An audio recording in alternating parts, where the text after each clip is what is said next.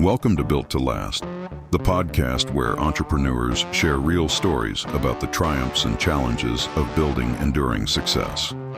Hosted by Colby Jardine and Levi Lawrence, this show is as much about learning as it is about sharing. All right. Really excited to get started again. This is another episode of Built to Last. And just as a reminder, I'm sure we'll someday have it all in the intro. We might now. But these are really good long-form conversations with people who are an entrepreneur, who have some leadership, or at least are entrepreneurial. And the idea is that we're talking about things that help us build businesses that will last, but also we want ourselves as individuals. And a lot of the topics we like to talk about bridge the two. Especially those complicated questions where there's not really easy answers, that we just shared experience and because we're all kind of in a similar journey but different. So our guest today is Rankyn, and he's going to introduce himself because we don't like to read the bio. And so we're going to pass it off and ask Rankyn to introduce kind of himself and what he does for work, what his business is, from whatever way he'd like to do. I'm relatively new. I've only had a few moments of Rankyn's time, but I know Colby has had a longer time. So I'd love to hear from your own self. How would you introduce yourself today? Thank you, Levi. Thank you, Colby. And thanks for having me on today. This is really exciting. I always just introduce myself as a human being first. I think that that's the way I tried to lead my life and connect with myself and other people.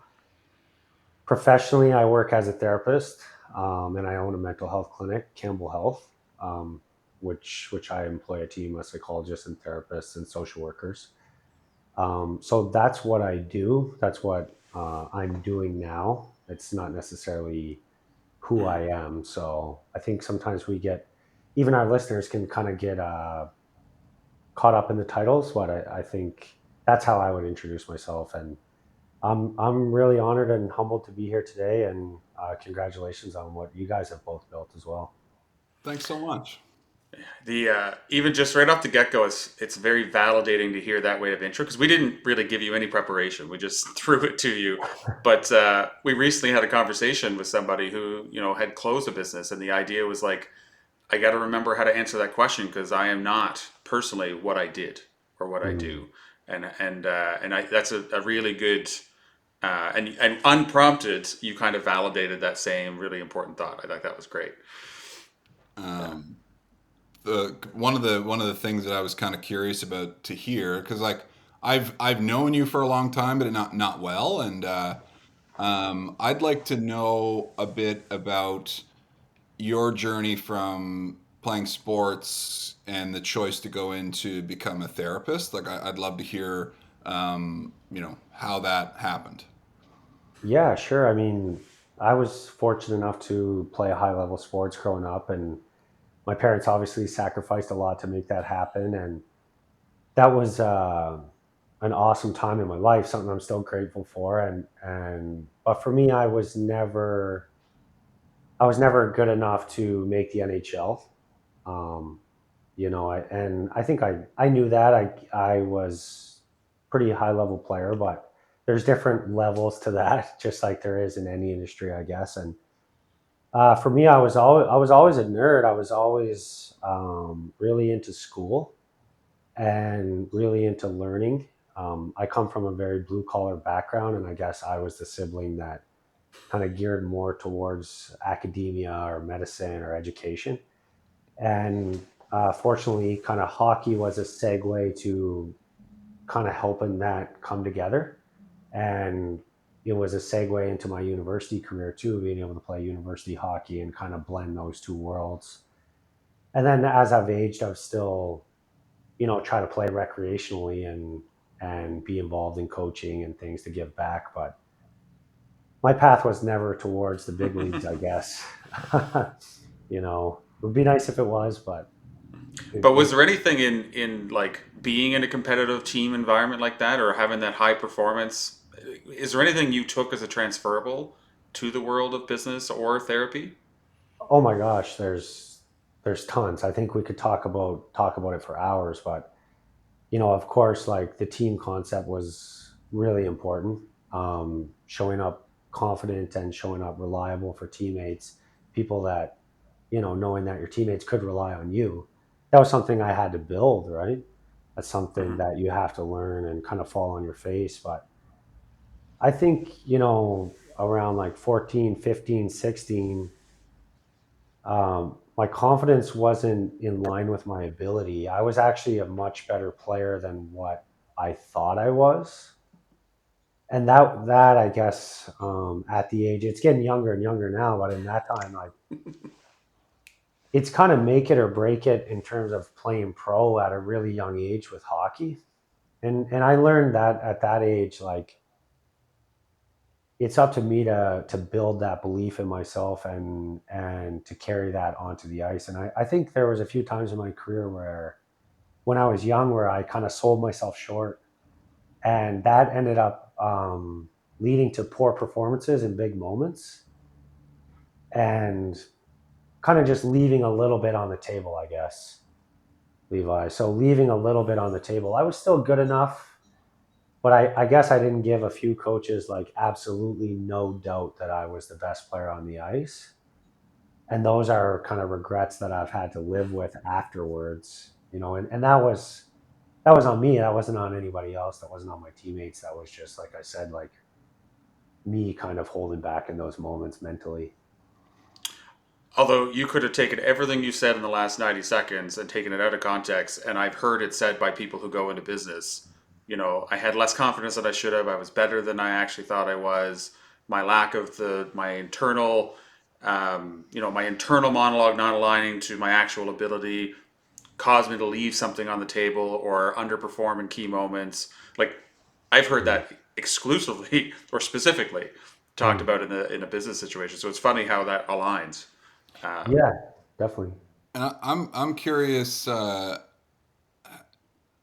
the journey into becoming a therapist. Like I know that like hockey culture is a whole thing, and like when did you start to realize like did you always have a knack for like that level of self-awareness and kind of introspective work throughout your younger years, and then what made you go like hell yes, I want to become a therapist? Yeah, absolutely. I think there's a couple different layers to that. One of my family friends took their life by suicide. It was one of my dad's good friends when I was 16. And I remember that being a moment where I come from a rural community.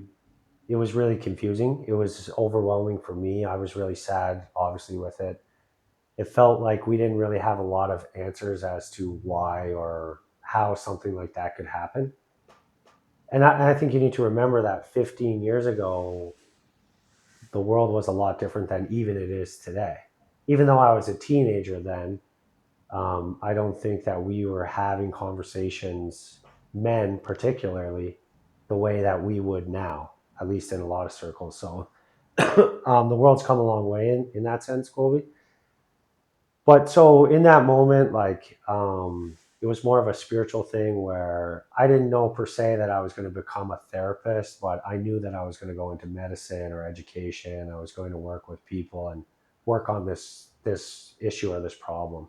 I really didn't like the feeling of not knowing, of like, felt like, um, helplessness, I guess, you know. And then in sports, on the other side of it is like reflecting on some of those moments where like I felt I had mental lapses, and I was pretty hard on myself afterwards. You know, I wasn't suicidal or depressed per se, but I remember thinking, I remember like being really critical of myself, and it really kind of starting, that introspection and saying, okay, how can I learn more about like who I am and how the world works, I guess. And then from there, you continue to learn and fall and grow, and you you kind of trust the process from there, I guess. Hmm. I in a lot of different businesses, and when I think of therapy and I think of medicine and I think of the social side of the like I'm here to help people. Mm. And ever since I started working with different business owners, I've had to get my head around like the business of helping people.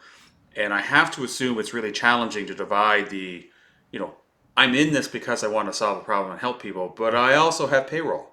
Mm. And I would love to understand if you had any real business education moments, because it sounds like you got into this for the right reasons, but eventually became the business owner, not just an employee in it. And I'd love to have any current ongoing things you are dealing with, but also you must have hit kind of a realization at some point. Yeah, I mean, I'm still faced with it every day of walking those two paths, and trying to walk them in a way that's ethical and also promotes self-respect for myself, my team, my employees. Right? They deserve to be paid. I think the starting point I've learned is that, provide value, provide absolutely as much value as you can for people and for the world. And um, if you do that and you do that well, there's going to be enough revenue. There's going to be your business is going to find a way to flourish.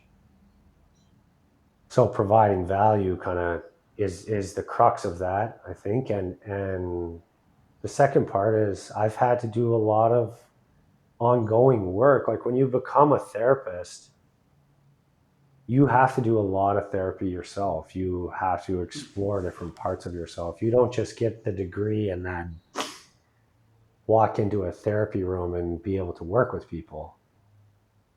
And obviously I you do definitely thought you could. that. I definitely didn't know that. Right. You have to consistently look at and examine your own beliefs and judgments about the world and how it's structured. And also, Hmm. that might be beliefs about capitalism, what makes it good or bad, right? We hear a lot of it's very bad or it's evil, whereas other people think that people with no money are lazy or we judge them, right? So there's all these unconscious biases that could come into every part of running your business.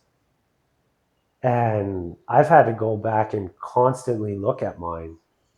So I still work with a therapist now. I have a team of therapists around me, and I also have like business coaches and stuff that can help me look at those and evaluate those as I grow. So I think that's a very long-winded.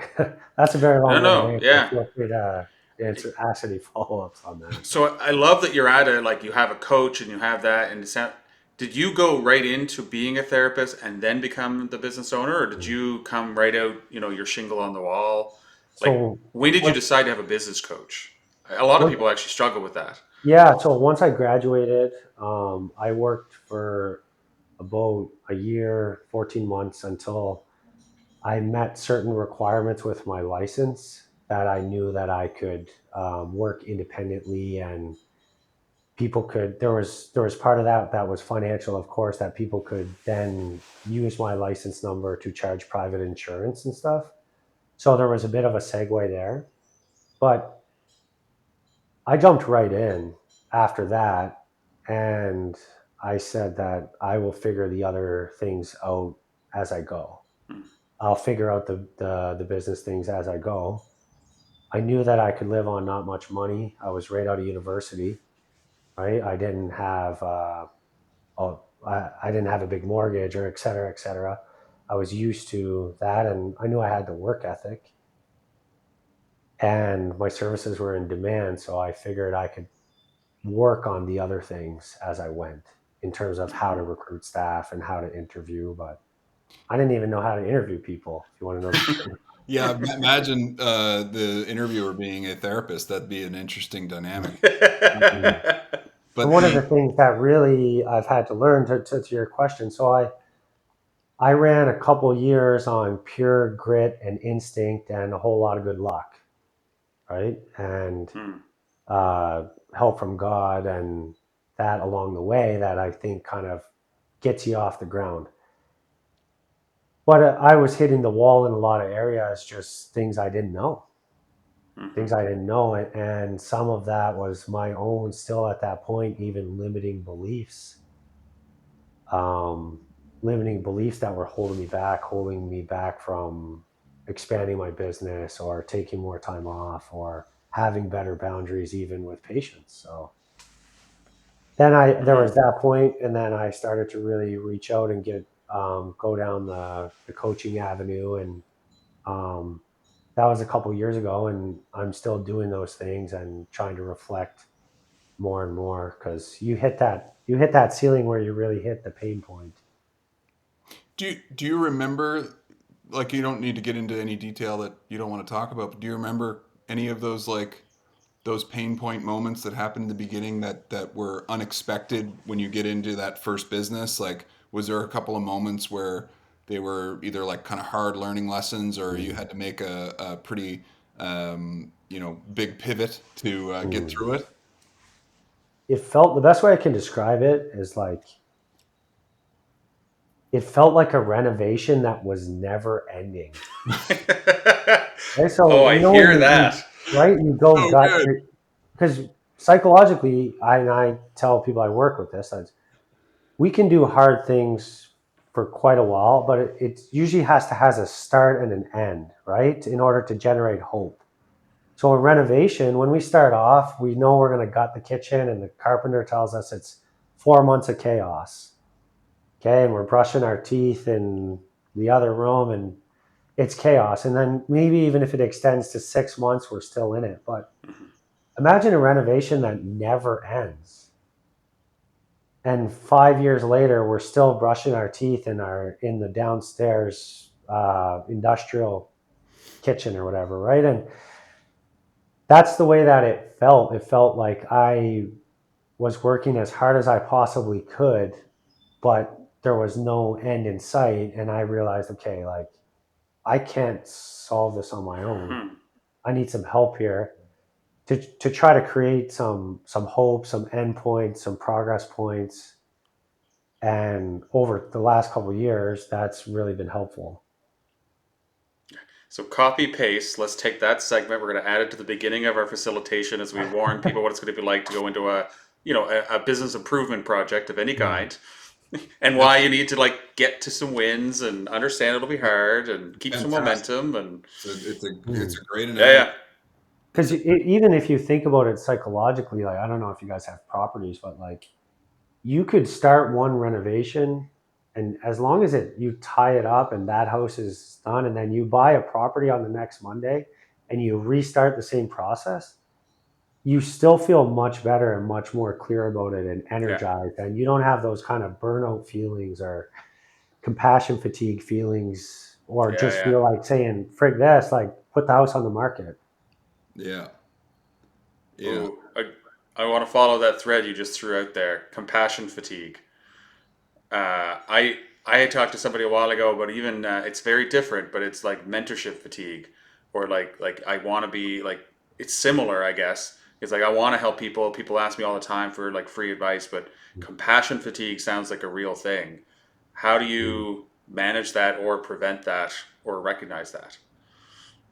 A whole lot of trial and error at the start, right? Because No hindsight lessons to cheat every that. every every job has different difficulties. Being a therapist is difficult in a way that being an engineer isn't, I guess, right? They each require different energy levels, but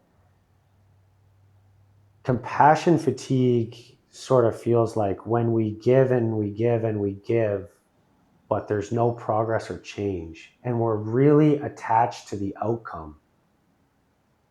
Mm. Okay, so when you're very much attached to the outcome, and we give and we give and we give and we give those parts of ourselves. That's when we can wake up 6 months or 12 months later and feel cynical. We hear ourselves saying, like, the world's a shit place now. People are bad. I don't trust anybody. I, right? It's kind of Mm. those global statements where cynicism comes up, and Hmm. I think that's a big part of it. The other part with compassion fatigue is understanding, at least as a therapist, like, you have a biased sample. People are coming to you because they're unwell, or they're struggling with something, or they want to grow. So a lot of therapists get hung up, right? And they over time they get really burned out because they don't have enough exposure to the outside world or people that are maybe not struggling. Mm-hmm. It's like a family doc. It's like a doctor that it's like an oncologist that over time thinks, oh my gosh, every single person has cancer. Right. Yeah. You understand what I mean by that? Yeah. Yeah. But if you're working in your office 50 hours a week and every single person you see is in that bandwidth, and then you go home and you go to bed, and then you wake up and you do it all again, psychologically you start to not be able to tell the difference. Yeah. Yeah. Wow. Yeah. Yeah. There's a lot there. There's a lot there. And my fiance is in one of the fields that has the most compassion fatigue with veterinary medicine.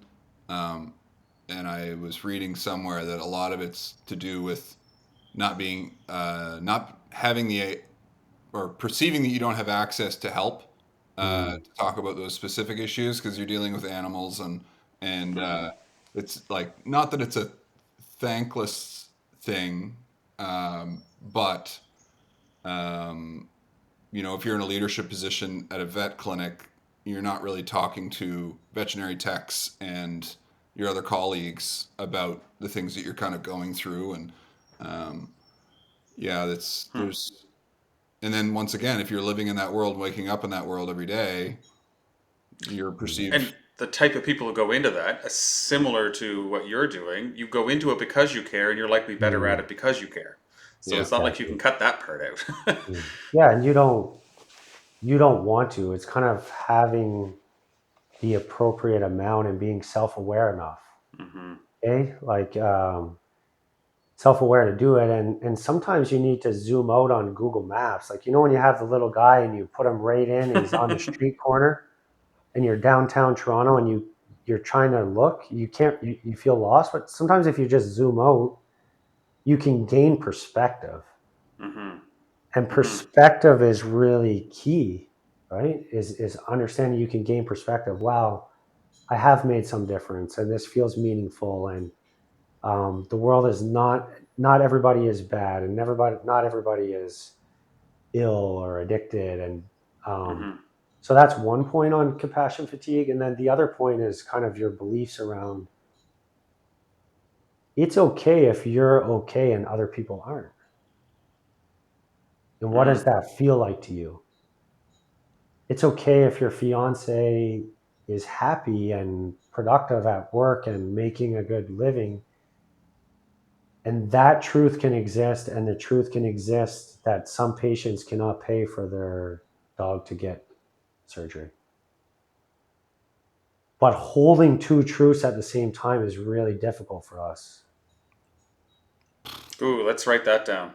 Write that down. And that's something I've had to go back and learn. I feel that I knew that and I forgot it because it can feel like Hmm. if I don't give this person a free session, for instance, there's a relevant example. If I don't give this family a free session, I don't care or Hmm. I'm a bad person, right? It feels very black and white. Yeah.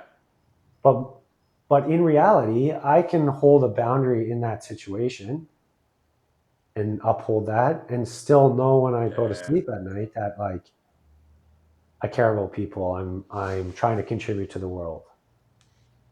that's fantastic. And that's really Yeah. hard. And I'm talking out of both sides of the mouth because I'm still trying to remind myself of that every day. Yeah. Some But things are just imagine, never like learned 100% permanently, right? Like we do a lot of culture onboarding when people start our team. It's like there is no test because this isn't something you just tick a box and you now know. It's Mm. something we have to continuously revisit and chat about and keep current. Uh, I often think about the people that um, don't do any sort of work on themselves or don't really even know that that world really exists. They're just kind of going through life and I can't imagine like standing on this rock and this is my belief and that's never going to change and just being aware enough that you're even if you do slip a lot, you still have that like that idea in your head that there is two truths in the situation, and you can kind of pull yourself back a little easier every time. Similar Mm, to the renovation thing, where you saw the light at the end of the tunnel. You've done it once, you can do it again. Um, Getting some reps in. Mm-hmm. yeah. I think it's hard to do our own work. It's scary, Mm-hmm. right? A lot of times we're critical of people if they're kind of stuck, right? But we have to remember that with this work, it oftentimes means challenging some of the beliefs that we've held dear our whole life. And we've really built our life on, our foundation on, Mm-hmm. right? And sometimes when we go to therapy, well, often every time, if your therapist is should be kind of helping you to examine those beliefs. You don't need to let them go, Mm-hmm. but there may be a choice where you can challenge some, let some go, keep some. And that's really scary because imagine you believe something about yourself or the world your whole life. And all of a sudden you turn 30 and you decide to go to therapy, or 45, and you're like, wow,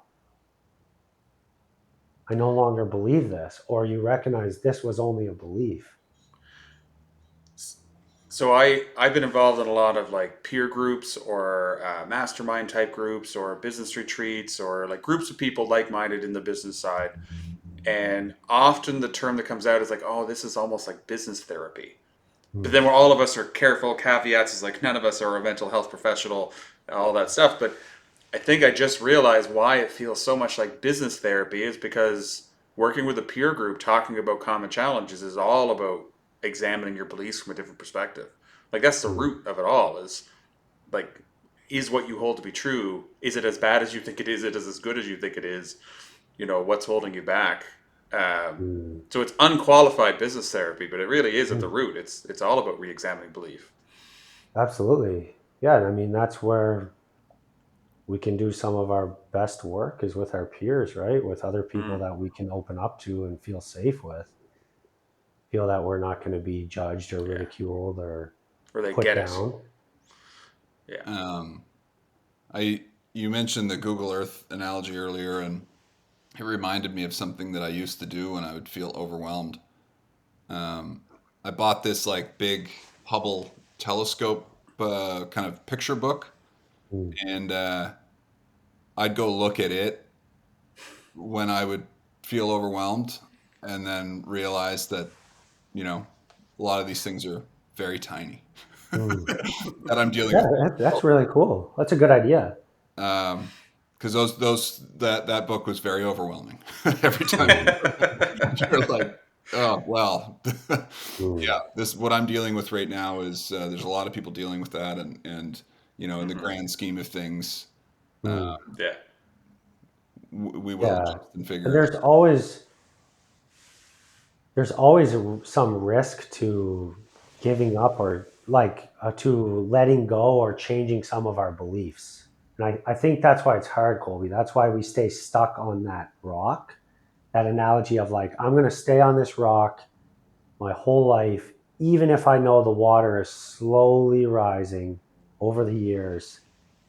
I'm going to stay here because there's always risk and consequences when we change or update our beliefs. Hmm. For some people, their family doesn't talk to them, or their wife leaves them, or their kids no longer want to be in a relationship with them, or it means they finally decide to leave that job, or they finally stop working every single Saturday seeing patients until 10 p.m. And what does that mean for their identity? Hmm. So it's not easy work, I don't think.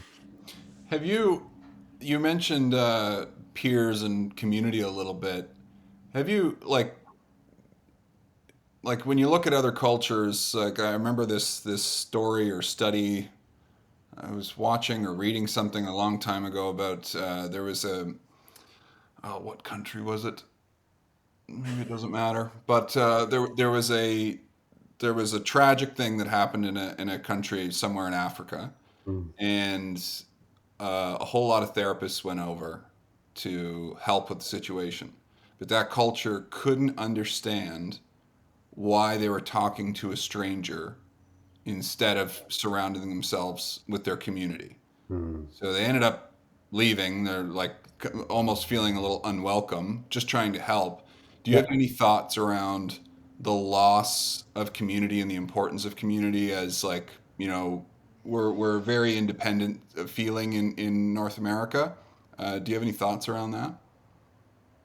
Yeah, absolutely. I mean, like even therapy in of itself is a Western idea, right? The way that it's structured, I was like, you call, you go sit in this office for 60 minutes, or you jump on the call and then, okay, time's up, right? So that's a Western idea. I think we've always related through talk and through sharing stories and through trying to relate and connect with one another. But we are living in the loneliest time in the history of our species. Hmm. So I often wonder, if people were better connected, if we were better listeners, if we just all had a few more of these skills, I would maybe be out of a job. Right? And that's not to degrade, mental health professionals or people that go. Of course there's a place for that, absolutely, but Yeah. we are seeing a lot of people access talk therapy that are not quote unquote mentally ill, Mm. which is a good thing, right? Some people believe that's us as a society trying to elevate into a higher consciousness, explore ourselves. That's, I think, is partly true. Sort of like what we're doing right now. We're exploring parts of ourselves that maybe our grandparents wouldn't have done this, especially Hmm. with two strangers, right? But On my, but, online. yeah, but my grandfather wouldn't have went to work on a laptop for 9 hours a day and didn't really talk to anyone. Rather, his day was built around family, cohesion, the community. If somebody Mm. came into his junkyard, he had an auto salvage, he would have sat and talked to them for a half hour and actually listened to, like, oh, they're doing well or they're not doing well. Hmm. So I think it's probably a lot of factors, but I mean, Hmm. I think we're definitely a lot more isolated than we used to be. Hmm. And with the The world getting a little more challenging, um, and you look at the kind of the state that specifically Canada's in, where houses are expensive, where like $100,000 isn't $100,000 Mm, anymore, and that pressure to um, be as independent as everyone wants to is a lot. mm, mm. It's a lot. Yeah, yeah. We have to wonder if those expectations are still realistic, hmm. right? Especially if they're internalized, right? And that's when we start to really negatively maybe evaluate ourselves if we haven't hit some of those benchmarks that society says we're supposed to. Yeah. Have your own car, live in your own house, not have roommates, live outside of your parents' house. Like, I think one of the most valuable things I did, it didn't fix everything, but I had the chance to live in a different country. I lived in Europe, but it wasn't a Mm, poor country by any means, but the norm was, a couple generations to a household, at least a couple families to a building. Like the idea that you would have your own space was just not mm, really the common expectation. mm, Um, and so here, it's just like, oh yeah, that's different. I didn't mm. realize that was different till I saw somebody else thinking different. Yeah, cool. Yeah, I bet that was an awesome experience, though. Yeah, just just different. Oh yeah, people are different. Hmm. Right? These are all just, again, when Yeah, you can really look at them as like rules or beliefs or norms, but that's all they are, is being able to kind of separate and set your own values and your own course for what it is that you think's yeah. important. Somebody once told me, and again, I never can attribute these, but it's mind over matter. But if you mind it, it matters. Hmm. Like it's you can't change that, Hmm. or Definitely. Yeah. not easily. You can't change that easily. I think is probably the right way to say it. Hmm. Hmm. Yeah. No. I'd love to go back. You said this a while ago, and I just made a mark because it came up in a couple different circles. It's around personal boundaries, and like in the business context that I was talking to somebody, it was around like people casually asking them, or actually their worry was because they were a naturopath, and somebody else was at the conversation, and they were like an electrician. So they're like good small businesses, and then they'd be at a party, and people were afraid to ask them questions, and they're like, Mm. well, and it's like, well, you don't get that all day. You don't want to talk about that. It's like, yeah, but that's fine. I Mm. was a chef by trade. It's like people ask me for cooking advice all the time. It was just never a thing. People ask me on how to use AI right now all the time. Like Mm. and in some industries it seems to be more than others, but those are all billable for your expertise. Have you had to map out any kind of like, do people ask you those questions or avoid that kind of conversation? Is there any boundary with you on either team or family friends? Yeah, absolutely. And, you know, even as a therapist, it's still very dynamic. It's still something I'm working on and still trying to adjust or figure out as I go. Mm, I've had times in my life where I've done a really poor job of it until there was consequences. Right? I'm answering my emails at all hours of the night, and mm, that's having effects other places. Right? The feeling I would watch for. Oftentimes, our feelings come first, and mm, we can recognize them. But resentment. mm. Watch for Yeah, resentment. yeah, Okay, because I'm trying to show up and give, and that's a big part of who I want to be. But I noticed that at times I was giving my time, my energy, or money, yeah, sponsorships. But after I gave it, I would feel resentful. yeah, And that was a cue to me, okay, something needs to change on my end. Because even though resentment feels like it's about you, it's actually about us. We need to change something when we feel resentful. mm, And I think rather than give a prescription of like log off at 5 o'clock and don't answer your emails at this time, like we all work mm-hmm, differently, we all have different values. Watch for resentment and see if it's coming up in your life, and mm-hmm. then try to work backwards from there. I'd love I'd love to share advice I give, and you tell me if it's hogwash. Because it's one of the Go few for things I tell a lot of, because I do a lot of this, and people do come to me with some questions, just not because I'm an expert, but because I have lots of different perspectives. I've heard a lot of different versions. And resentment comes up a lot because, when I last closed a business, I feel like resentment was one of the final stages. And for me, I consider it one of the most toxic points that I'm not sure all the time without help you can come back from. Like that's the it. burnout level, careful. And for me, one of the most important things for me personally is that if you're doing hard things or doing those late nights, or because sometimes you need it. I believe that really great things are only done by people who work extra hard. In some, it's just understanding, Mm, but is making choice of always like, is what I'm doing something I am choosing to do because I want to do it. mm, And that's, if I was to do, and I'm not a very good meditator, but it's like I look at all the things I do, like I'll do an all nighter and I'll be sending emails to Colby at 1 a.m. And it's like, mm. am I choosing to do that because I'm interested or I'm excited about it, or do I feel like I have to do that for an external factor? And so I've always, never say I'm an expert Mm. on TV, but I feel choice and Yeah, resentment are closely absolutely. tied. You nailed it. I couldn't have said it any better. That's a great barrier, um, evaluator, kind of, right? It kind of shows where you are. A great gauge, I guess, is the word I was looking for. But Mm, I look, it's very similar. Is like, am I giving out of guilt? yeah, Am I giving out of guilt? Because if yeah, if and we're not always going to bat 1,000, but like if you notice this pattern of you're giving out of guilt, next will come the resentment. yeah, We're picking up the phone because we feel guilty or whatever, rather than we really want to and we really want to engage. yeah, And it feels good to help. It feels good to authentically show up and gift that bicycle to a yeah, kid. yeah. I see that a Or lot yeah. in talking to business owners around, like, at a certain point you're doing what you're doing to make payroll, to make the customer happy. You're not doing it for the especially if you're not driven by money, which a lot of I would say most of the people I talk about own a business are not in that business specifically to make money. Mm. And so it's really, when did you lose the illusion, which I'm sure you're aware of, is most people went into business for freedom.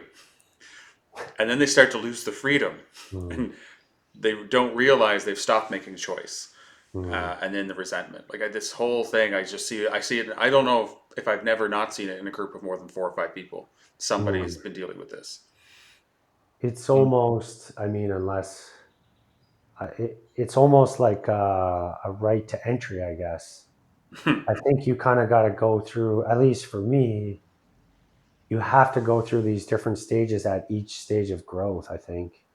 Hmm. But if you can have that growth mindset, then when you come out of it, you can feel empowered and catch it the next time and start to create some Hmm. momentum, right? But if you have to have the humility to be able to look in the mirror and be like, okay, like I don't really know what I'm doing here, or I feel resentful every time this is happening. That takes humility too. Yeah, and vulnerability to talk about it. Mm, Yeah, yeah. exactly. Yeah, and you can see like with business owners when they go through those tough times and they do become resentful, and this could go, you know, for absolutely anybody. When you go through things, you become resentful or you get a chip on your shoulder about certain things, and you come home and the extreme version of that might be somebody that comes home from war Mm, and Hmm. Yeah, they've yeah, gone through an experience that nobody in their life can relate to. Um, yeah. and Totally. you kind of shut yourself off to everybody, or you pick up this kind of negative outlook on the world, or mm, the world that you're now living in, and you've kind of experienced trauma in your own way. And it kind of that made me think of um, when people go through those things. Have you seen common threads across the people that you've worked with and that your staff have worked with that have successfully brought people out of that perspective? mm. Yeah, definitely. I think the first part is like validation and connecting with that person, right? Helping them understand that what they went through was difficult, or what they're going through, right? Is difficult, it's real, and it does affect them. And I think that right now, a lot of times entrepreneurs feel that they can't take up any space in the world because somebody else might have it worse. Yeah. Okay. And there's a lot of guilt there. There's a lot, and some of that comes from anti capitalist rhetoric. Um, it comes from, social justice, all of those things, which are good, healthy perspectives. But sometimes it can go so far as that I have entrepreneurs that come into my office and they haven't talked to anyone for 3 years because they feel like they don't deserve to be stressed about this because other people are maybe struggling with homelessness or addiction. So what they're doing is they're comparing, but you can you can drown in 10 feet of water just as easy as you can drown in 100. Yeah. Oh, yeah, yeah. Okay, and you're 15 feet and my 25 feet. I can't tell the difference when I'm in 25 feet and you're in 15 feet. But you're looking over at me saying, Rankin, you should be able to swim fine because you have 10 feet less than me. But neither one of us can touch. That's It's a a good. that's Yeah, it's that's a good. great point because similar to the war Still veteran drowning. coming home, like the war veteran coming home, the business owner going through the thing, the 13-year-old that got their phone taken away, is that Mm, as big of a catastrophe across the board? absolutely. And I mean, over time, because our reality is our reality. Hmm. So when we get dumped for the first time and we're 16, or we go out and the girl or the guy doesn't show up, that feels like our world is ending, maybe. That we're no good, that we're unlovable, that we'll never date again, right? Or that we're a loser. Hmm. of course our dad or our uncle can say, oh, there's 100 fish in the sea, and they know, right? They're that like they can sort of contextualize it, but oftentimes they diminish the feeling, Mm. right? And if you're a business owner, even though you might not end up homeless, but you just had to lay off 35 people and you just had to pull all your accounts that you saved for 20 years, Yeah. that sure feels like 25 feet of water to me. Mm. Yeah. Yeah. Yeah. Mm-hmm. It reminds me, and I still get kind of chills thinking about it, realizing. So we in our peer group network, we did online kind of just group calls. Just come in, the line will open for the first 6 to 8 months after COVID hit. So that first summer, spring, summer, fall of COVID. And it was just like an open hour that somebody knew there was a group of people that had access and there was going to be people there who just Mm. got it. And it turned into, because I thought it was going to be, and I joined a lot of them, people being able to talk about their challenges and like get like solutions and like who can help me with this. And it did do some of that. But what interested me was it also became the only place in their entire world they could come in and say something was going well. Mm. And it's like, because they were not in any part of their world where they could applaud or talk about growth or success in a world where everybody was going to shit. Mm. And Exactly. so it was an equally valuable safe space for celebration. Uh, yeah, That's really important. That's really yeah, important, right? And there's not near enough of that in the world, no matter what the celebration is, yeah, I think. yeah. I do kind of want to segue a little bit on a topic I'm dealing with a lot right now. Um, are you good, Colby? I don't want to Yeah, yeah, steal. yeah. No, this is lovely. So you understand kind of from the business owner, and my understanding is your practice isn't all working with business owners. You do a lot of different things. Yeah. Um, but for me, the common questions I get or the common challenges I have is, what does self care look like? I'd love to know some of the common themes of what you suggest or have worked for people around. And I'd love to go one layer deeper than just exercise. Mm. But like, what are some of the real specific self care things that people have created habits around or really seen some meaningful results? Just to start adding to some of those ideas, because Mm. especially for people who you know don't feel like they have a lot of time. Mm. How do we Yeah, for dispel sure. that? I think self-care has been weaponized. It feels like another thing, Please say more on that one. right? I think, and again, my profession or my industry, I guess, is like sort of responsible for that, right? And I think all things start from good, but sometimes they can just get taken out of context, right? So weaponize is maybe a strong word, but it feels like self care has become another task that we have to do and we should do, right? And it becomes another thing on the checklist and another thing to prove that we're good enough. Wow. Okay. We actually are starting to derive our value from self care checklists. So Yeah, I took care of, right. So I think for anyone is kind of starting off and saying, look, like you don't need to jump in the bathtub 6 times a week to take care of yourself. Okay. Right. Like, um, it shouldn't become another task. Okay. When I start off with people, I take it on, I try to get a gauge of what are their thoughts like. Okay, so have their thoughts. Remember how I was explaining earlier that when we're burned out and we have compassion fatigue, our thoughts become what are called like very global and stamped and all encompassing. So we start to think instead of some people are lazy, which is a true thought. We start to think all people are lazy all the time. Okay, that's what happens in a business owner's mind. That's when they come to you and they're like, I hate all my employees. or Okay, customers. or customers. Yeah, So that's the first sign of kind of seeing if it's there. But the second part is kind of getting to the core of their values. What is it that you care about? Who do you want to be? Why are you going to the gym if it's not one of your values? Okay, or why are you getting caught up in having to go to the gym 5 times a week if really your only goal is to be, what's really important to you is to be physically fit enough that you can play on the floor with your grandkids?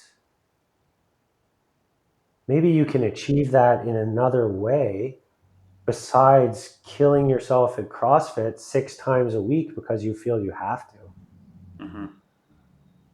So getting clear on the business owner's values, who are they and who do they want to be? So just micro pause there. Is there any favorite ways or activities or methods you would recommend or take people through to find their values? I mean, I've seen a few, I've used a few, um, but I just love like how do you help people find their actual values? Um, it should be some like deep work. Well, oftentimes it can be an entryway to kind of get down to it, is because I'll slow down, but how can I explain this? Well, Uh, that's why we have no time limit. We don't have to speed up. when people identify their values, there'll often be a huge misconception, misplacement between what they say and what they do. Totally. Or Okay, what they think so they should say. I might get on this call and I say, I really value family, I value honesty, and I value sports, but I'm not doing any of those things. Okay. Hmm. So ask them what they value. They'll probably come up with those trademarks of what they think they should say. Then ask them, okay, what do you do? What have you done in the last month? What does your calendar look like? There's probably going to be a big discrepancy. And then see if you can uncover any discomfort there. Mm. Because what's going to happen is we feel, if that's really truly still a value, we'll feel uncomfortable. Because I can't tell you straight face that I value the relationship with my parents and I value my parents, but I haven't seen them in 6 months. If that's the case and I tell you that, then you're gonna be able to help me change some of these behaviors over here. Hmm. Yeah. So it's not a. I see a lot of people who just like circle words on a sheet. Hmm. And it's like, no, that's it takes more than that. Yeah, it takes more than that. Remember when the Yeah. high school teacher, the easy, like there's recall, which is like a multiple choice test, Hmm. but how much harder is it to sit down and write out about our thoughts and why? Yeah. I'm using family because it's top of mind, but I value learning about new cultures. And Here's why that's important to me. Here's what I feel like when Yeah. I do learn And about. here's how it shows up in my Here's how it shows experience. up. Yeah. And here's how I've gotten away from it. Yeah. Because if you show the cost to them, because like Mm. then you can actually highlight that discrepancy or that discomfort where it's like, okay, Levi, you're telling me that you really value learning learning new languages and learning new cultures, but judging by everything you've done over the last year, you haven't really done that. Hmm. Then you can throw it back. Is that still something you value? Because our values are allowed to change. Would you also say that, like, because this is something that I've struggled with, is do I have these values or these goals for myself or for other people? Hmm. Um, and being able to, you know, being able to differentiate and then do something about it has been difficult. Hmm. Um, so it feels scary to do it, Hmm. because your perception in your certain circles, or um, is it's super important, but why? Hmm. And that answer kind of scares me. Yeah. Well, remember how you were saying earlier that we stay stuck on the rock even if the water's rising. It's scary to jump off the rock and swim to another rock. Right? So when we identify our values, most of us are told what to care about when we're kids. Why do we care about hockey? Well, my dad had it on the TV. Why do we care about maybe a value of being married to the same partner our whole life? Well, we went to church and they told us that's what makes you good. And then our teacher at school told us you should always be honest. Don't lie to the principal. So our values are downloaded into us like software, right? They're coded into us by our parents, our family, our country, our culture, core capitalism. Then over time, they tend to become rigid. Okay, does that make sense? So that's where we get our values. I value sports. Yes, I enjoy it, but because I was born in a Western country that was affluent enough to let me participate in sports, yada, yada, yada. It was something that guys were supposed to do. Maybe if I was born somewhere else, I would not have any of the same values that I have. But you can keep some of those values. You can examine them. You can pull some new ones in. You can get curious about new ones. And that's why it's kind of always like, what do I care about now? Who do I want to be now in this moment? Yeah, and it's generational too. Like the whole, like we talked about the values of the Western nations around like independence, but then you see some of the newest generations, like ownership isn't as valuable. I from what I read, because I don't have any kids, Mm. a 15-year-old to 20-year-old right now just doesn't care as much about owning things as currently a 40 or 50-year-old does Mm. on the average. So there's generational, and there's how you grew up, and there's all kinds of outside impacts or inputs on your values. Yeah, definitely. And just, I'm probably getting long winded, but a lot of our values teach us what makes us good or bad. Okay, we tend to think very binary, right? Like, if I leave this relationship, that makes me a bad guy. Okay, so that's a value, that's having a subscribed value. But so a lot of the messaging we get as kids, as adults, even as adolescents, right, is around what makes us worthy, what makes us good or bad, what gives us inherent worth. Okay, and then if we don't kind of examine those and critique them and update them, we can stay really stuck. Yeah, I think this came from our brief pre-call we did a while ago, just making sure we understood the details. But there was a concept in my head around we've talked a lot about people coming to you with challenges, and there's mental health, or there's depression, or there's imposter syndrome, and there's just challenges to overcome. But there's another side of going to a therapist that I talk to a lot of people, and that more people should go. Like, I don't have anything wrong, or maybe there is, but I don't know it. I'm not looking to fix something, but I am looking to find out how I can optimize. I'm Mm. looking to like just pure performance instead of fixing. I want to like, what could I be improving? And I find it's when I talk to people about going to see help or therapy or a professional, it's always tied to fixing broken Mm. versus optimizing for better. And how do you in the industry or you personally think about that? And how do we see it more as like a pre-care? Mm. Uh, you know, Yeah, well, absolutely. What you're describing is true. That's happens. That's the medical model in practice, right? So medical model has lots of benefits. If you have cancer, you're sick, you go, you get the diagnosis, the treatment until you hopefully don't have cancer. Same with therapy, and that's kind of how it came about in the early 1900s, and then we're still kind of in that rhetoric, which is helpful to a point, but I really try not to see anyone, regardless of where they are, how they come into my office as fixed or sick. They just are. They're somewhere along the continuum. Even if they're really depressed and they're here, I might just be here. But it's a continuum.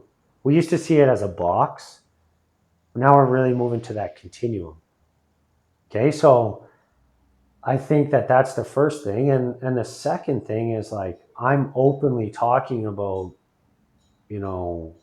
I've been at this, even the self-exploration thing, for 14, 15 years. I'm still learning so much about myself. I think just understanding that that's okay and that's really awesome. Okay, a lot of therapists stop doing their own work. That actually ties to a lot of people who are good. Like we stop doing our own work internally on business things. We help businesses improve. It's the technician stops on themselves. The cobbler's kids gets no shoes. That type of thing for sure. But when we think about and in the last kind of question, I was saying that not everybody has to go to the gym, but if you think about physical fitness, you have to exercise for eternity to maintain or to be physically fit, right? You wouldn't go to the gym for 12 weeks and then until there's a pill for it. Yeah, no. Yeah. Well, I see them advertising Ozempic there pretty hard. Sponsor for today. I think with our mental health, it doesn't need to be a therapist per se, but you kind of got to have the same mindset because the world is changing, your relationships are changing, you're changing, the challenges we face are changing. So like for me to go to grad school and then say, okay, I know everything there is to know, that's not a good highway to jump on. Right. And like I've gone through phases where like self-improvement was the sole focus of everything that I was doing, and I got burnt out on that, on something quote unquote positive for myself. And like it was always getting better and being hard on myself so often and critical of myself so often that it became a negative thing. Which is interesting. Seems counterintuitive, but I had to take a break from the books, and the podcasts, and Yeah. I'm trying to think. There's again, somebody said, but like all great things overdone or overplayed can become weaknesses or bad things. Like right. even like my escape, my relaxation, even when I was busy, was reading fiction. Like I could completely relax and I read a book, but then I keep metrics because I now read on a tablet. And the year that my business closed, my first business closed in 2016, I read 75 novels and mostly overnight. It's like, so this good thing that was like a relaxation disconnect, you can, in hindsight, see like, oh yeah, that should have been a sign. That is not normal. Yeah. Yeah. I Much. I did, for me, that thing was doing something physical, whether it was mountain biking, golfing, going to the gym, doing Nordic spa stuff, like really extreme things on my body. It was the only time that I could kind of detach my brain from my body. It felt, but then that even got me thinking. It's like, am I escaping too much? Like, am I looking forward to Yeah, I escaping ask that often. Yeah, myself. every day? Yeah. And I mean, again, I'm today years old in the fact that I'm still figuring this stuff out too, right? But I think there's a big, like being versus doing, right? So we're told that we derive all of our value, especially in corporate or not corporate, but capitalist societies, is like, how do we derive value is for ourselves is by doing, by producing, by accomplishing. Okay, so we're ingrained with that message, generally speaking. I know every family's a bit different, but right. So that puts us very heavy in the doing aspect. That's helpful, right? It helps us pay our bills and get the house and make sure that we Mhm. can provide for ourselves and our family. But it doesn't leave much space for just being, just existing, which is Mhm. which is part of what it means to be a human being too. Okay, and I don't think, at least I've never been able to get those scales magically in the middle where I'm perfectly doing and perfectly being. There's going to be different seasons, but for most of us, at least if you live today in today's society, if you're so much in one area and not the other, it becomes problematic. If you're meditating Mhm. for 40 hours a week, you probably can't pay your bills and you're probably hungry when you go to bed Friday night. So Mhm. being versus doing is a good metric for entrepreneurs. There's going to be seasons where they're really heavy on the doing, the building the business, buying the properties, right? But in time, how are they kind of counteracting that with some time just to be? No metrics. They pull out the mountain bike, leave the Apple Watch at home, just bike. Okay, because we're even taught to not trust our own instinct anymore. We have so much data. We wake up in the morning and we say, wow, I had a good sleep. Fuck. Well, right? I We was an never. 8.6, just saying. Okay.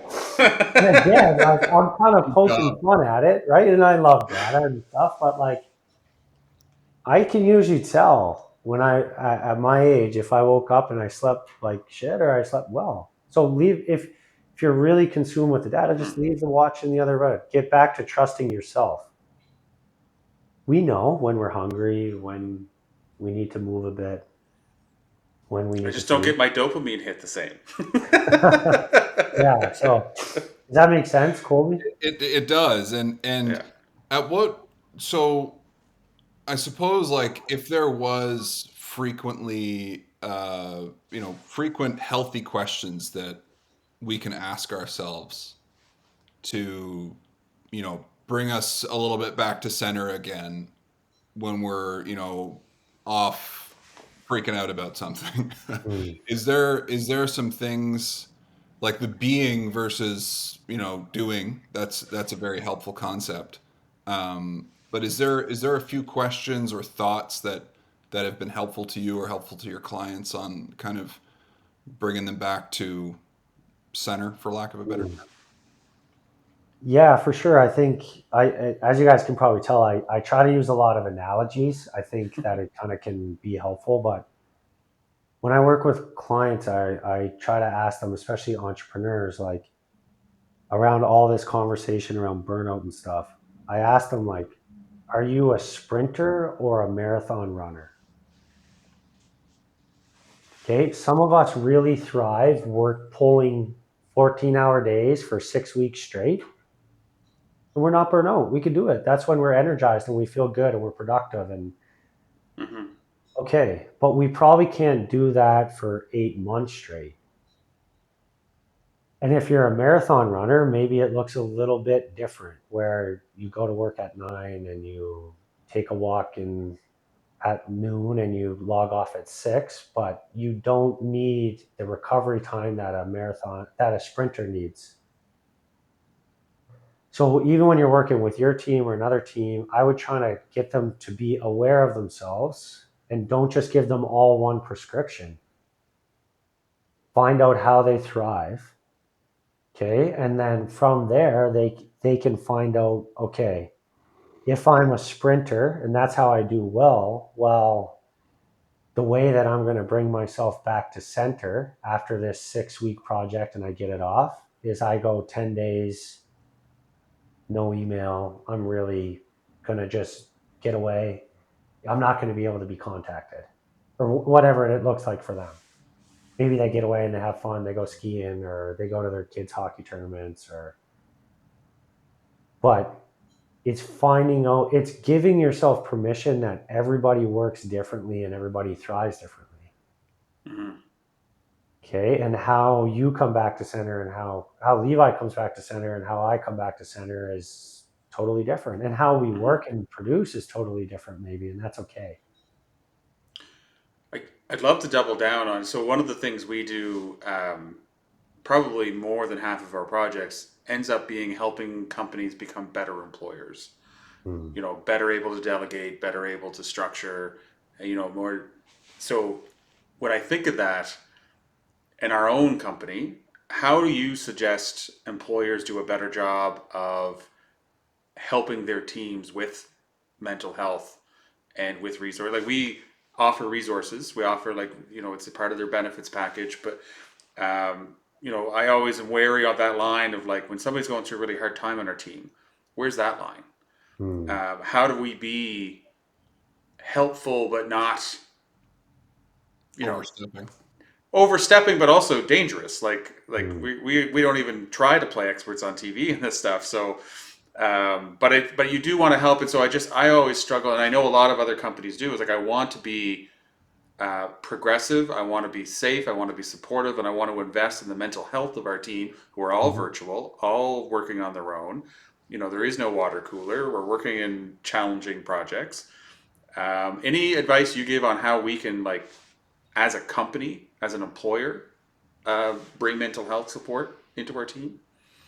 Well, it sounds like from what you're saying that you're already well on the way, right? Everything that you're doing is really good, right? You're knowing that you're not trying to be their therapist, but you're also showing that you care.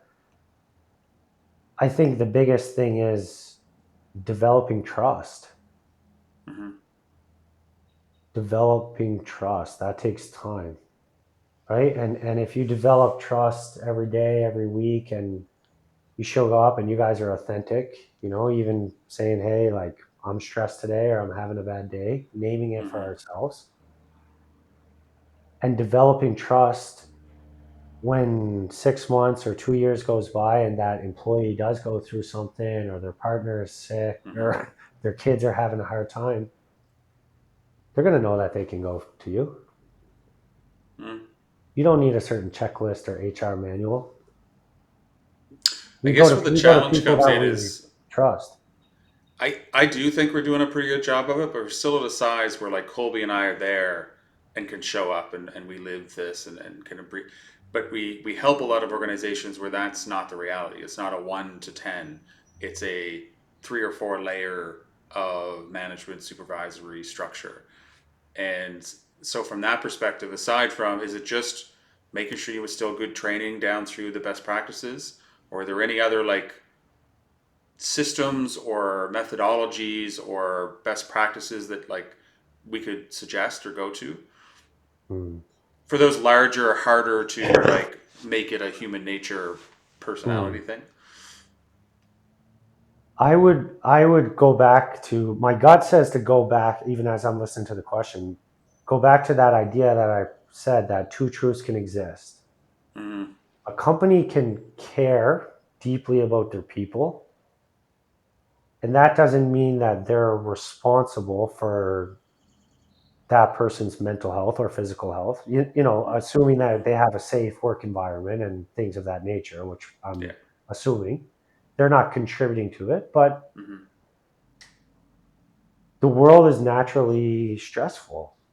Business is naturally stressful. Mm-hmm. Naturally, families break down and people get sick and people get depressed. And that's all part of this. And I think that reducing the stigma is important, and just building that trust at the different layers of management, that people feel safe to be a human being. Mm-hmm. Okay, that's important. But at the same time, companies are responsible for creating a safe work environment where people can show up, not face discrimination, do their tasks, and be compensated. Okay, that's Mm-hmm. the agreement. And I think that a lot of managers are feeling a lot of pressure to really support their employees, and it comes from a good spot, but there's no shame in just having that conversation and saying, talk to your doctor, talk to your therapist. Mm-hmm. Yeah. It's a good point.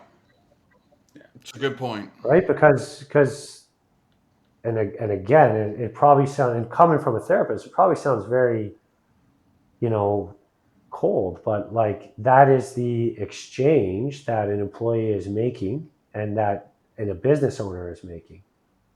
And that's important. I think that if you talk about company culture, that's a different conversation about how you can help employees thrive, which gives them a better chance of being mentally well, flourishing while they're at work, and which leads into outside of work too.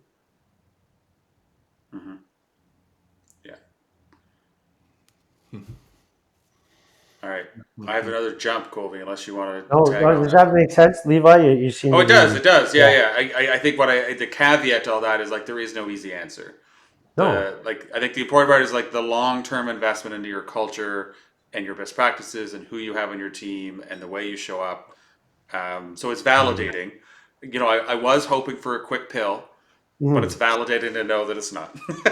And when I left university, I was frustrated that a lot of theory doesn't come into practice. It kind of sits on the shelves, right? And you do all these Yeah. studies and then you leave university and you're like, well, geez, that thesis is collecting dust, right?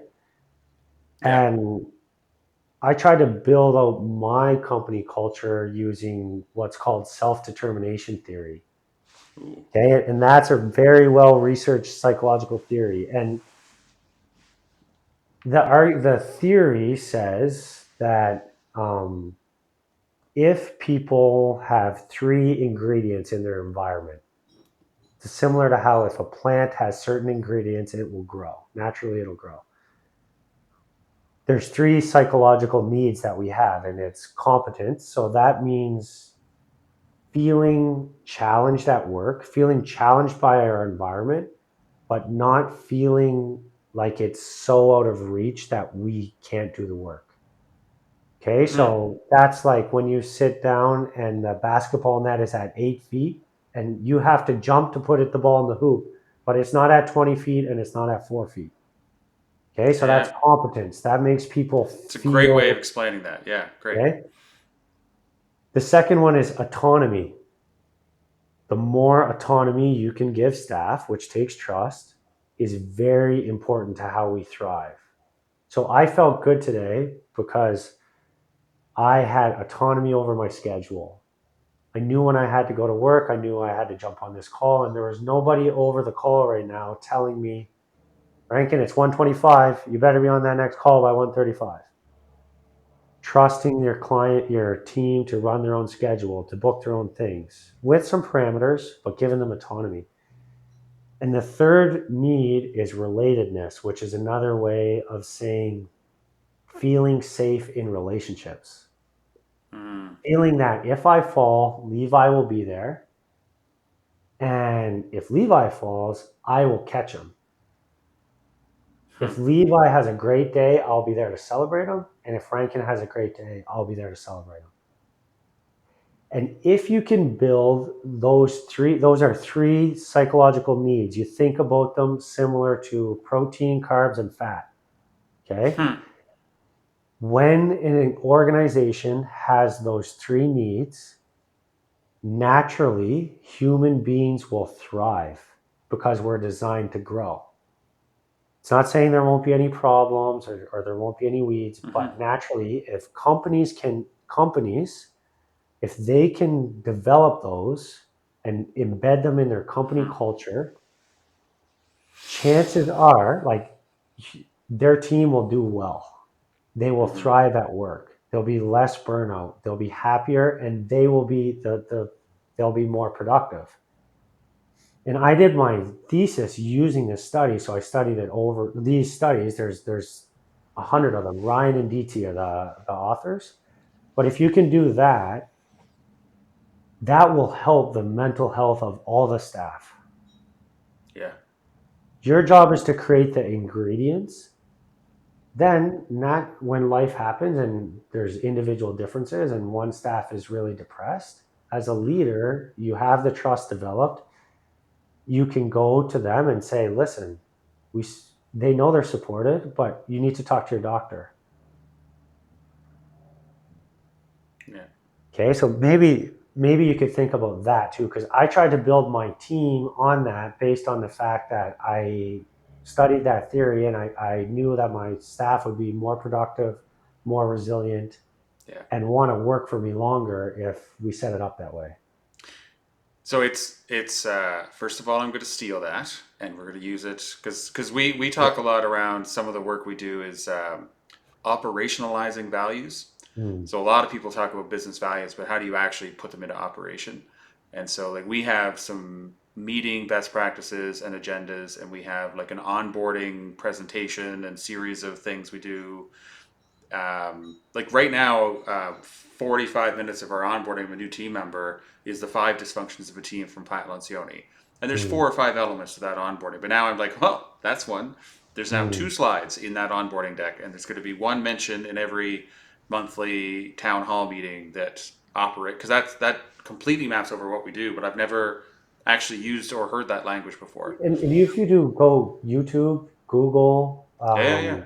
there's like those two guys have published dozens of studies on it. They followed sports We'll teams, put it right business in the show teams. notes too. Like I like having these links because then I Yeah, use and them to go again, back I'm if not I saying it because I just learned the theory. I didn't yeah invent it, right? So yeah that can be helpful, and then it's acknowledging the two truths that as a business, you create those ingredients, you support your staff, yeah. but people I'm need to also talk to stealing each 2 truths. I'm using other. that already like tomorrow. Anything, and I'm again kind Yeah of coming out of academia. I was, and yeah I'm a big believer that anything that I say, I learned it from somebody else. So take yeah. it, use it. You don't need to put my name. You don't need nothing. Like I It's think more that's fun if I steal it, so I'll just hmm, steal it. That's yeah. fine. uh, I do like. I was gonna. I'm glad we went there. I really like that is a very transferable good thing. I'm glad we got there. I still 100%. want to shift us over because there was one word I wrote down that I wanted to make sure, and it's a half humble, vulnerable moment. I know absolutely jack about Buddhism, Hmm, and I studied a lot of Stoicism, and I know the words, and I know the what the Buddha looks like, but that comes up a lot when I look you up online, hmm. and I would love like I'd love your thoughts on it, but I'd also love for somebody to just give me the Coles note. I know we're an hour and 25 minutes in, and it's opening up a potentially broad topic, but Explain explain Buddhism. Yeah, well, yeah. from my context, I think that if you, because it feels like you understand it, and if you, I feel like if you really understand something, that's the person who can explain it in the shortest Hmm, amount of time. hmm. And I will Yeah. say, even Go before ahead. you jump in, this is something that's been creeping into my life a little bit. And just from a curiosity standpoint, not from a, I haven't dove into it yet, but I have a kind of a growing curiosity around the whole thing. So I'm super curious. Maybe it's a teaser. Maybe it's not a Yeah. full like 101. It's just like, what's the Well, teaser? I'll definitely, and I've really gotten into love following Ryan Holiday's work, which I'm sure if you love Yep. Stoicism, Hmm. he's one of my favorite authors. So I, I, I'll try to explain Buddhism like this. So I'll explain how I came across it. Okay, so I was always had what I would say is a good relationship with God. I prayed a lot. As you know, I was never somebody that went to church every weekend or followed any strict religious ideals, but I had a faith base that I felt that, was definitely from my mom, but part of me from my family. So I created, I had that relationship with God. But over time in my life, I felt that I was trying to pray a lot of things in my life away. Okay, so a family member's sick, we pray for them to get better. The business is going downhill, we pray for the money to come in. I have a pimple, I pray for it to bust, right? So um, it felt that I was oftentimes in this state of, now I know the language for Buddhism, but is in a state of longing. of wanting something to end and wanting my present to be different. Okay, and even though my life was quite good, I was either in university or playing hockey, and like I had lots of joy, and I wasn't like holed up in my room or anything, but it felt like a state of longing. Like there was always a problem, so to speak, that needed to be fixed, needed to be prayed away or fixed or discussed. And over time, it started to get really taxing. Okay, and I wasn't really present. I was wishing or longing that I was in a different place, in a different state, and that things would be different. So I had a lot of resistance to Buddhism. I had a lot of beliefs about it because I thought that, oh my gosh, my initial gut reaction was like, if I become a Buddhist or if I start following these ways, I'm going to get lazy, or I'm going to accept everything. I'm not going to want to change anything. I'm not going to kind of work on myself or work for the good. So there's a big contrast there. Over time, I was able to just challenge and let go of those beliefs and realize that those were just limiting beliefs.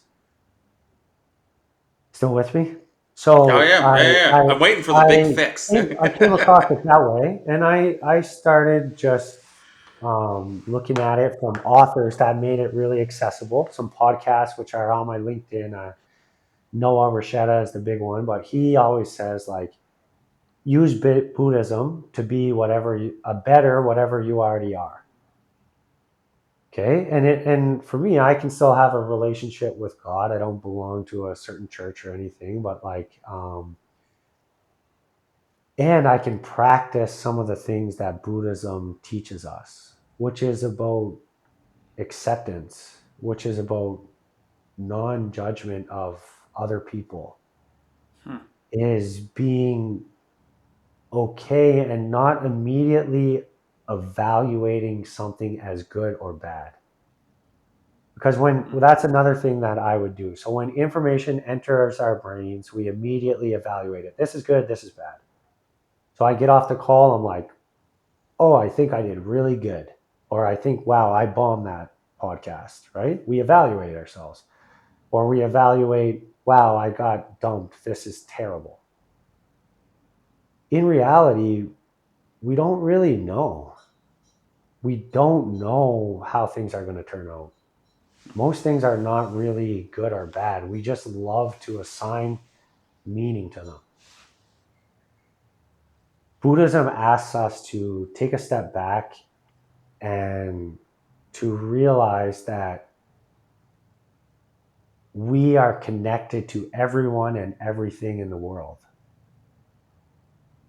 And we are meaning making machines that evaluate everything as good and bad. And if we can catch ourselves and learn to not do that, we will over time develop a greater peace in our life, a greater acceptance. And like Stoicism, it accepts, we don't know what's going to happen when we die. We don't know if there's a heaven. We don't know when we're going to get sick. So rather than try to avoid some of this pain, is just accepting it and asking ourselves the question, why does this make me so uncomfortable? I guess. And then like, it's a mouthful. It's definitely a mouthful, but it's kind of like trying to explain Christianity in 3 minutes, right? So No, I really got a good intro. I think I don't, yeah, I can see the value for sure. Yeah. but if you bring it down to like a 10-second thing, it's that acceptance. Like one of the big things I learned is like, acceptance is not resignation. So I can accept that there's people in the world that are suffering, that there's people that I can't help. There's people that, let's say, can't pay for their services. But that doesn't mean that I'm going to resign and do nothing. It's just starting from a place of acceptance. Okay. It's starting from a place of non-judgment, of knowing that we're connected, that all things in the world are connected. And we are constantly longing and grasping to be somewhere else.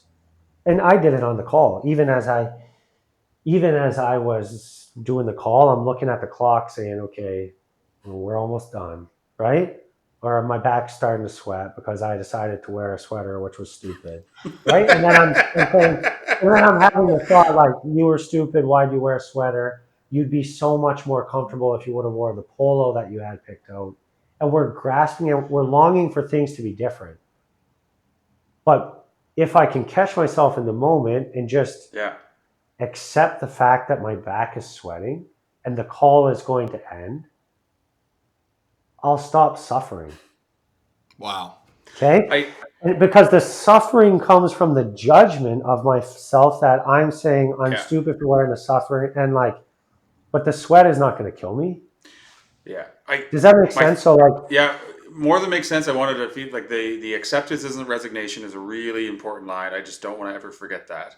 But then I just want to reflect, like when you told me some of the things around like Buddhism is belonging, and I think that it sounded like common sense, but it was so much more impactful because you told me from your perspective why you had resistance to it, and I aligned. It's like, oh yeah, no, I'm always wishing for something to be different, even if it's innocent. And then so like, oh, it's not common sense. Otherwise, I'd already be doing it. It's but not all common sense is commonly applied. So there's that too.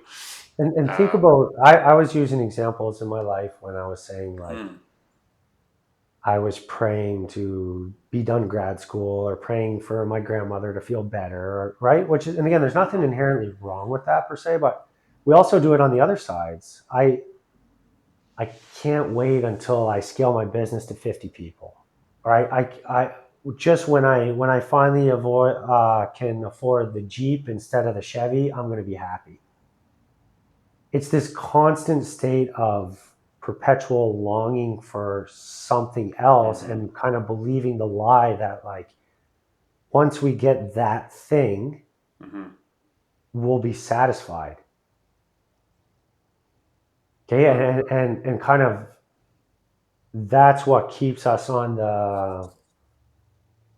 it keeps us in the whole idea behind Buddhism is to end suffering. I guess I probably should have started off with the core principle, right? Yeah, but But now I it's have a better definition of suffering from a different hmm, lens. I think.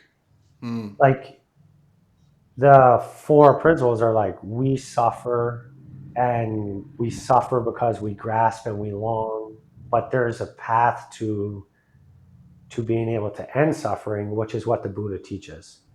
So if you take that path, over time you can become enlightened. I'll let you know if I ever get there.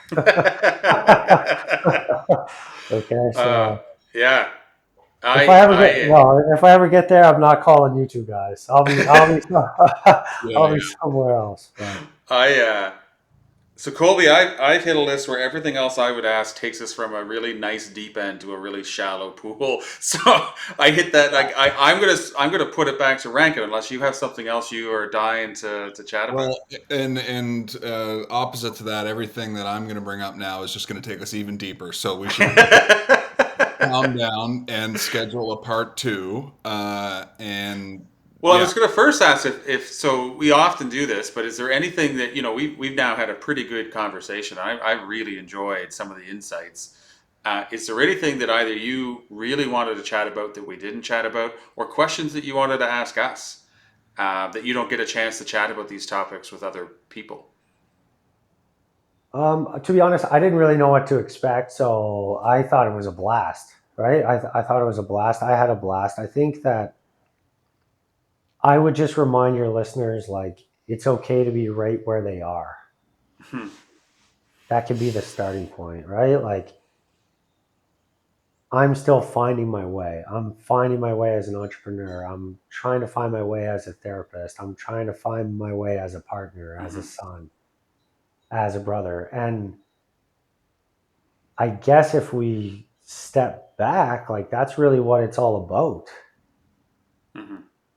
Okay. And I try to remind myself of that when I get into that state of longing or grasping or beating myself up or comparing myself or really attaching to the outcomes, even attaching to the outcomes of the people that I see, is we're all kind of 0 years old, so to speak. Yeah.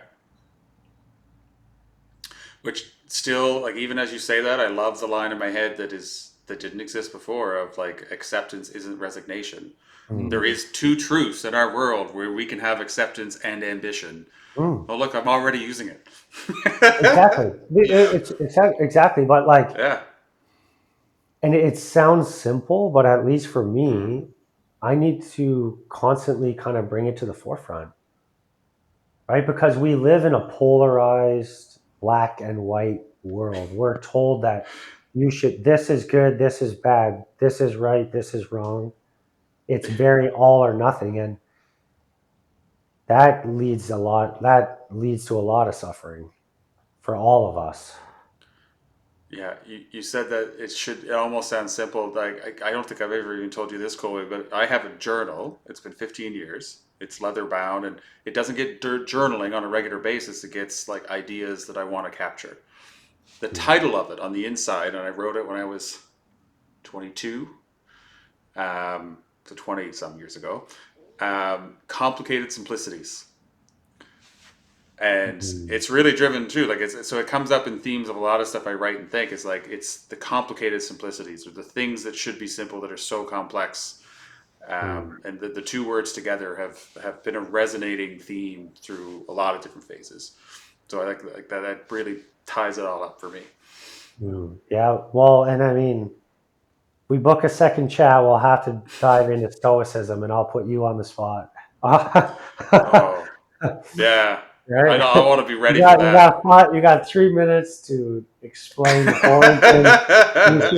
Oh, sorry, you break it up. Yeah.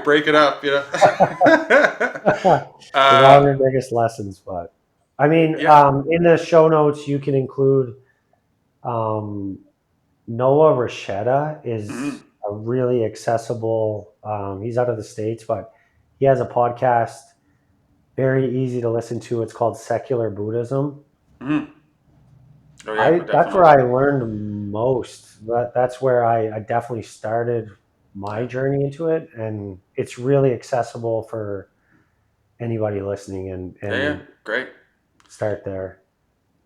And I love those types of things, especially on like the 2 to 5 hour car drives. That's exactly the headspace I'm in. It's like, it's part of the being versus doing. I think is mine. Is like, what am I going to listen to when I want to be being? And then that's the type of content for me. Yeah. I think I selfishly want to call it done, just because it's such a sweet kind of bow on it. Very natural. Yeah. Well, thank you.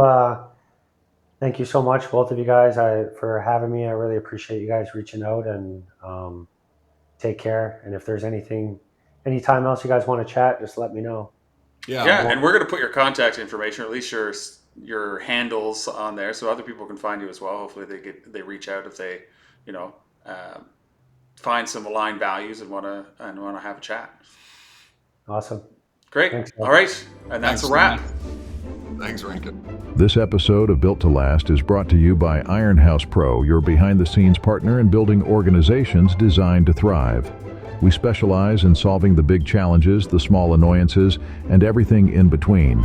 So while you're out there dreaming big, we're here making sure your systems, processes, and people are ready for tomorrow. Iron House Pro, driven to create lasting organizations. Learn more at ironhousepro.com.